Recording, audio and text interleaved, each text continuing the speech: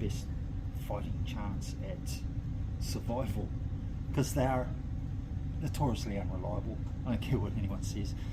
See, like, this is starting to build up, and eventually it's just going to cause a problem. But you know, still, this is a bigger burner than the other one, so it would be a couple of thousand litres. This is about 75 kilowatts that it's set to, and it looks really good. So this is all I'm going to do, and that's it. That is pretty much all this needs. Get these little wire brushes, and so I'm not going to pull it to bits.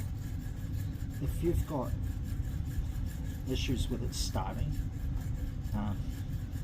there's these igniters here, and they actually wear down after a period of time if it's igniting a lot.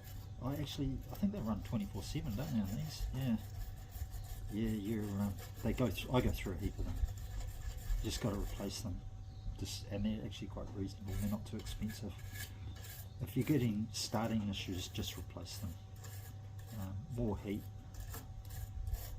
Christchurch, New Zealand, Econo Heat, anything like that.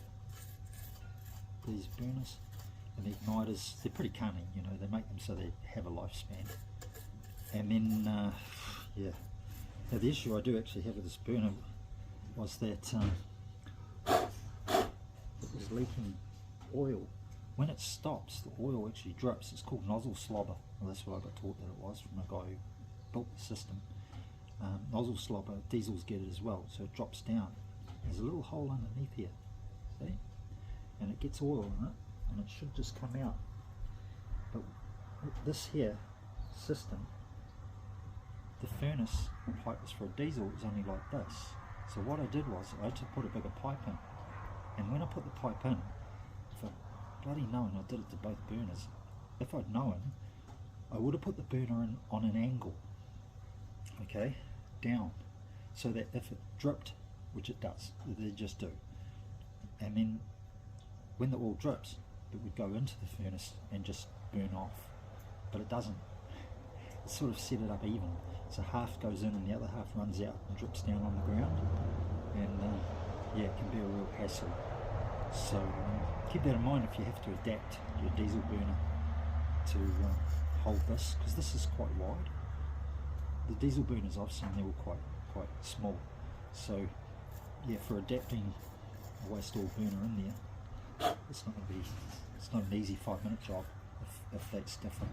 It's actually a major. You've got to pull the whole furnace out, and if you've got no experience in how to weld and do that, I mean, just buy a welder and do it, because it'll cost you a fortune with someone. You might as well do it yourself, figure it out. Okay, that is all I'm going to do. That's not bad, eh, for 5 weeks. It is dripped a bit of oil on the inside of it, but I'm not going to stress it. Put that back in, start it up.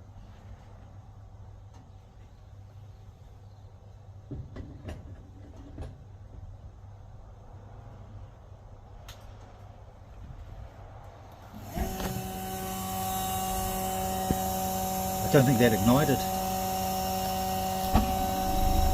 Yeah. Didn't ignite straight away, did it?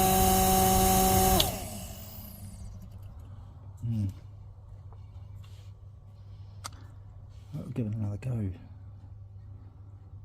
I wonder why it would do that. These... Okay, so that started straight away. Maybe it was just lost a bit of pressure, which it shouldn't do. But the good thing about these burners, they're same as the Econo Heat. Probably improved a little bit, but not a lot. Problem with these, the good thing about these here over something like a Krell,